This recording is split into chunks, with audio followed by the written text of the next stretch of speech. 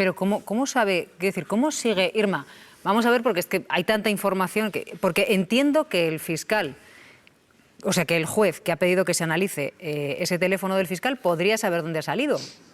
Pero ¿qué se hace a partir de ahí con el correo? Quiero decir, este rastreo, ¿cómo lo consigue Irma?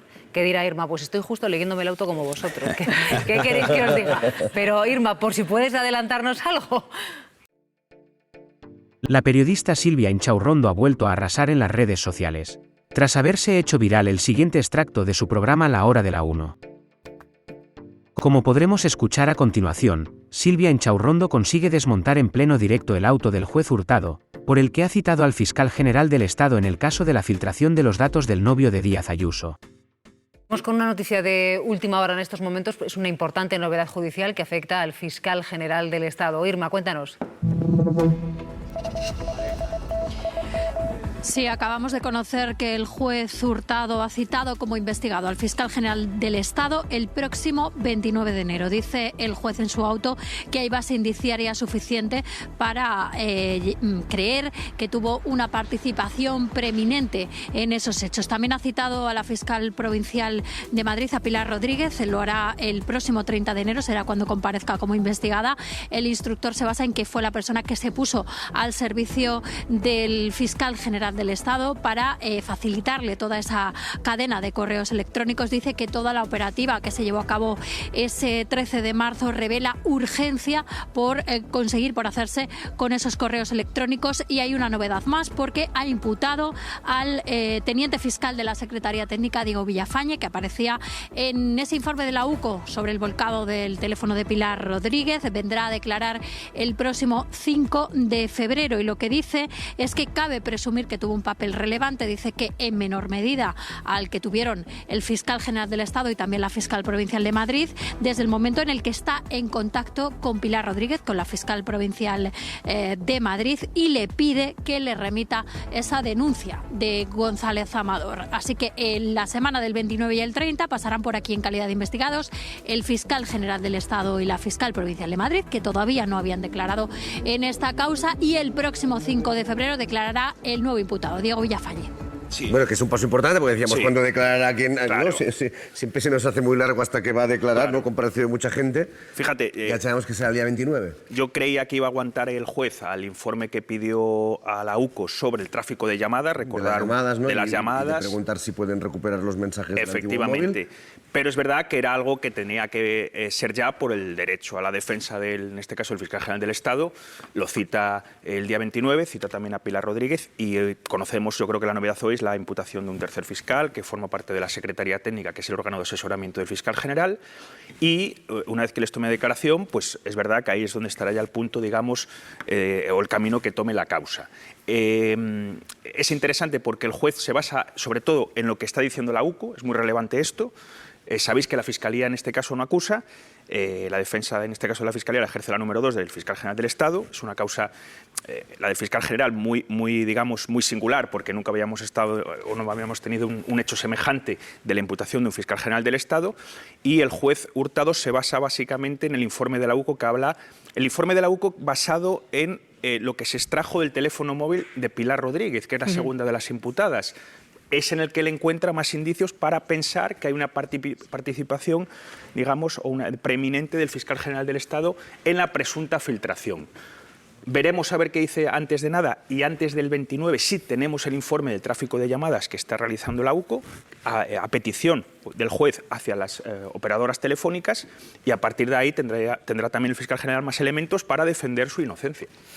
Está nuestra compañera Irma Frigente y leyéndose el auto, pero vamos a interrumpirla un momentito para confirmar lo que parece que ha trascendido.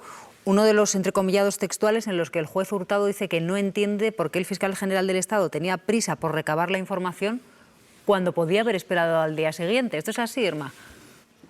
Sí, eso es, pero estaba leyendo otro entrecomillado, Silvia, que me ha llamado también mucho la atención, porque dice, dentro del resumen de lo actuado, dice el instructor que el correo incluye que con salida de la Fiscalía General del Estado, ese correo y destino Presidencia de Gobierno, circuló ese mismo correo del 2 de febrero y de ahí al medio de comunicación El Plural. Esto es lo que dice el auto textualmente. Dice que llegando a Presidencia del Gobierno se puso a disposición ese correo de Juan Lobato Gandarias al objeto de que hiciera uso de él con una clara finalidad política. Y dice que él plantea dudas de que se hubiera publicado en un medio antes de poder utilizarlo y dice en uno de esos WhatsApp, dice que si no podría parecer que se lo ha dado la Fiscalía. Ante estas circunstancias, añade el auto, desde la Presidencia del Gobierno se hacen gestiones, dice el juez, para que se publique ese correo en elplural.com y de ahí es donde aparece, pero con los datos personales tapados. Y ese es el correo que mostraría la Asamblea Juan Lobato. Así que de lo que hemos leído hasta el momento y en una primera impresión, lo que parece decir ese auto es que el correo habría salido de la Fiscalía General del Estado con destino a la Presidencia del Gobierno para poder facilitárselo a Juan Lobato y que lo utilizase políticamente. Como Juan Lobato no se fiaba de dónde había salido el correo, es lo que parece decir este auto, insisto, en una primera lectura que acabamos de hacer aquí rápida, pues se habría hecho alguna gestión desde Presidencia, dice el auto, para que se filtrase al Plural y Juan Lobato pudiese utilizarlo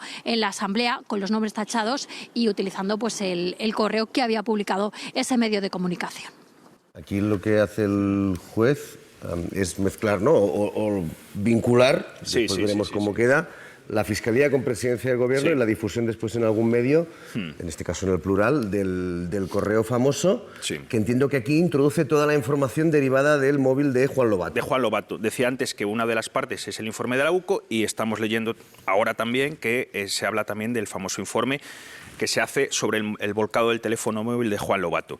Efectivamente, como dice Irma, hay un párrafo que es bastante elocuente, habla de, dentro del resumen de lo actuado, el instructor incluye, con salida de la Fiscalía General del Estado y destino Presidencia del Gobierno, circuló un mismo correo el 2 de febrero y de ahí se pasó al medio elplural.com. El 2 de febrero, que es mucho antes de que se publique todo eso. Mucho antes, sí, llama la atención esto. Yo tengo una duda porque... Pero esta información, ¿cómo lo ha conseguido? Quiero decir, ¿cómo sabe el juez instructor que ese correo salió de Fiscalía General del Estado a Presidencia del Gobierno el 2 de febrero si era un periodo que no había pedido analizar? Efectivamente, vamos a ver. Quiero decir que se analizó una horquilla además bastante amplia, creo recordar como desde el 6-8 de marzo hasta el día de la filtración, pero si es del 2 de febrero, si fuese del 2 de febrero, ¿cómo ha podido alcanzar esta información? Porque la noticia, Raquel, la publicáis el 12 de marzo, ¿no? El 12 de marzo, pero es que... Y por la noche, ¿no? La del 12 al 13 es cuando hay la polémica con El Mundo, etcétera. Pero es que Irma, ¿qué quiere puntualizar alguna cosa? En sede judicial, los testimonios de dos periodistas, uno de la cadena SER, Miguel Ángel Campos, y el director adjunto del diario.es, José Precedo, le dijeron la semana pasada al juez que ellos tenían el correo de antes de que todo ese movimiento en los móviles de Fiscalía, ¿no? Quiero decir, el diario.es lo tenía ese correo, el correo oficial, que luego se supone que filtra el fiscal general, o que investigan si filtra el fiscal general, lo tiene el día 6 de marzo. Quiero decir que habrá que ver si el fiscal filtró algo o no, pero ese correo ya estaba filtrado y estaba en poder de bastantes decenas de personas. O sea que... Yo le pregunto a Mateo porque cuando el juez Hurtado pide que se analice el teléfono y el ordenador, le da una horquilla de días. El 2 de febrero no está. De principio, creo que es del 6 o 8 de marzo hasta el supuesto día de la filtración o cuando ya ese correo empieza a estar ya publicado en los medios. Hay que decir que lo que dice el juez es que ese correo del que todos hablamos es del 2 de febrero.